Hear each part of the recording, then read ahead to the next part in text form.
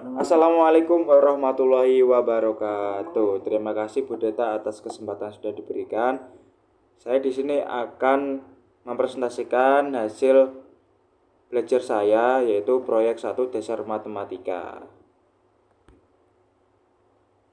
Baik, perkenalkan, nama saya Ahmad Faisal Majid dengan NIM 2304020027 dan berasal dari Rombel 1, Prodi Pendidikan Matematika, dosen pengampu Dr. Deta Leanor Riza Munahefi, SPD MPD. Nah, baik, pembahasannya itu ada 2 subtema, yaitu pembuktian pernyataan berkuantor, dan pembahasan kedua adalah pembuktian pernyataan dengan beberapa teknik. Nah, di sini beberapa teknik, Bu Deta memberikan 4 teknik, namun di sini saya akan menerangkan 2 teknik untuk memecahkan masalah. Di pembahasan pertama yang sudah saya sampaikan tadi, yaitu susunlah satu argumen disertai dengan pernyataan berkuantor, kemudian buktikan keabsahan masing-masing argumen tersebut. Nah, contoh soalnya itu ada semua pemain voli tampan, ada penjual yang tidak tampan. Oleh karena itu, ada penjual yang bukan pemain. Selanjutnya, oke, ini saya tulis lagi soalnya, yaitu semua pemain voli tampan, ada penjual yang tidak tampan. Oleh karena itu, ada penjual yang bukan pemain voli. Jelaskan. Nah, yang pertama Fx yaitu pemain voli, Tx itu tampan, Px itu subjeknya penjual. Nah, argumennya yang pertama, premis pertama, semua pemain voli tampan. Oke, yang kedua, premis kedua ada penjual yang tidak tampan dengan simpulan ada penjual yang bukan pemain voli. Premis ketiga adalah hasil dari instansiasi umum premis pertama. Saya coba menggunakan ini biar lebih jelas. Baik, tadi saya sudah menjelaskan yang premis ketiga. Nah, yaitu selanjutnya ada premis keempat adalah hasil dari instansiasi khusus dari premis kedua yang sini. Kemudian premis kelima adalah hasil komutatif dari premis keempat. Kemudian premis keenam adalah hasil simplikasi dari premis kelima, yaitu premis yang sebelumnya. Kemudian premis yang ketujuh adalah hasil simplikasi dari premis yang keempat. Kemudian yang kedelapan, premis kedelapan adalah hasil modus ponen dan premis ketiga dan ketujuh. MP ini modus ponen baik dari premis ketiga dan premis ketujuh.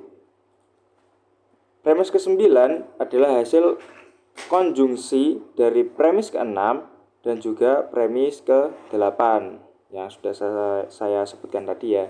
Kemudian premis yang terakhir yaitu premis ke-10 adalah hasil generalisasi khusus dari premis ke-9.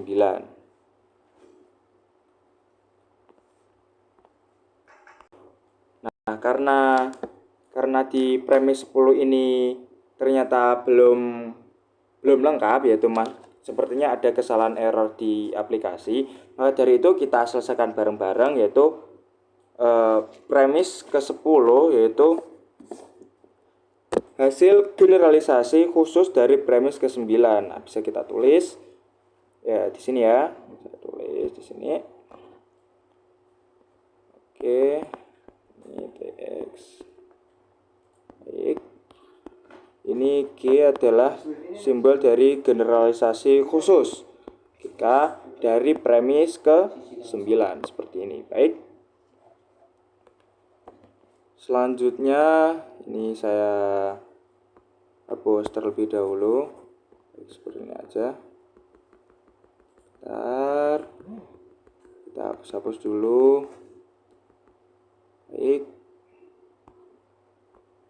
Selanjutnya ada pembahasan yang kedua, yaitu pembuktian pernyataan dengan teknik induksi matematika dan pembuktian pernyataan dengan teknik kontraposisi. Nah, di sini saya hanya menerangkan 2 teknik saja dari 4 teknik yang sudah dijelaskan oleh Ibu Deta Munahevi. Nah, di sini ada contoh soal yang pertama, yaitu induksi matematika. Nah, sebelumnya kita harus tahu dulu, induksi matematika adalah pembuktian untuk menyatakan kebenaran pernyataan yang berbentuk urutan. Nah, jadinya itu kalau induksi matematika kita harus urut begitu. Kemudian ada contoh soal yang pertama, yaitu buktikan bahwa 1 plus 3 plus 5 bla bla bla bla 2n kurang 1 sama dengan n kuadrat, selalu berlaku untuk setiap bilangan asli n. Nah, bisa dipahami. Kita lanjut ke pembahasannya. Nah, kita buktikan benar nggak kira-kira. Nah, misalkan Pn yaitu 1 plus 3 plus 5 bla bla bla 2n kurang 1 sama dengan n kuadrat. Nah, yang kita harus urut terlebih dahulu karena ini adalah induksi matematik yang harus urut, yaitu langkah pertama, yaitu P1. Kita asumsikan P1 adalah 1, yaitu 1 kali 1 sama dengan 1 kuadrat. Nah, ini kan dari 1 plus 1. Tadi kan kita asumsikan ya bahwa P itu 1. Nah, ini sudah 1, kemudian n kuadrat itu menjadi 1 kuadrat. Nah, bisa disimpulkan yaitu 1 sama dengan 1 jelas benar. Oke, kemudian langkah kedua kita asumsikan bahwa PK benar untuk suatu bilangan asli K, yaitu 1 tambah 3 tambah 5 tambah bla bla bla tambah 2K kurangi 1 sama dengan K kuadrat itu benar. Oke, selanjutnya harus ditunjukkan bahwa PK plus 1 benar, yaitu 1 plus 3 plus 5 plus bla bla bla 2K min 1 ditambah 2 kali K tambah 1 dikurangi 1 sama dengan K plus 1 kuadrat itu benar. Nah, di sini sudah yang seperti yang sudah dijelaskan Bu Deta beberapa pertemuan sebelumnya, bahwa PK plus 1 ini diubah atau menjadi seperti ini. Nah, jika sudah seperti ini, kita bisa ditunjukkan bahwa 1 plus 3 plus 5 bla bla bla 2K min 1 plus 2K plus 1 min 1 itu menjadi K kuadrat 2 kali K plus 1 dikurangi 1, kemudian menjadi K kuadrat ditambah 2K plus 1. Kemudian hasilnya yaitu K plus 1 kuadrat. Nah, jadi 1 plus 3 plus 5 bla bla bla yang soal yang ini tadi ya. Yang ini. Nah, itu berarti P K plus 1 benar, sehingga Pn benar untuk setiap bilangan asli N. Jadi sudah terbukti bahwa soal pertama di induksi matematika ini benar. Begitu. Oke, selanjutnya ada pembahasan yang kedua mengenai teknik kontraposisi. Nah, definisi kontraposisi adalah kebalikan negasi dari pernyataan implikasi. Model logika ini berusaha untuk membuktikan kebenaran suatu implikasi. Kemudian ada contoh soalnya untuk memperjelas dan memperdalam materi kita pada kali ini. Jika 3n plus 4 ada bilangan ganjil, maka n adalah bilangan ganjil. Buktikan penyelesaiannya. Oke, kita ke slide selanjutnya. Baik. Jika 3n plus 4 adalah bilangan ganjil, maka n adalah bilangan ganjil. Oke, akan dibuktikan bila n bukan bilangan ganjil, berarti n bilangan genap. Maka 3n plus 4 bukan bilangan ganjil, berarti 3n plus 4 bilangan genap. Oke, karena n bilangan genap, maka n sama dengan 2k. Nah, k ini itu menyatakan bilangan bulat, sehingga 3n plus 4 sama dengan 3 kali 2k plus 4 sama dengan 6k plus 4. Nah, kemudian kita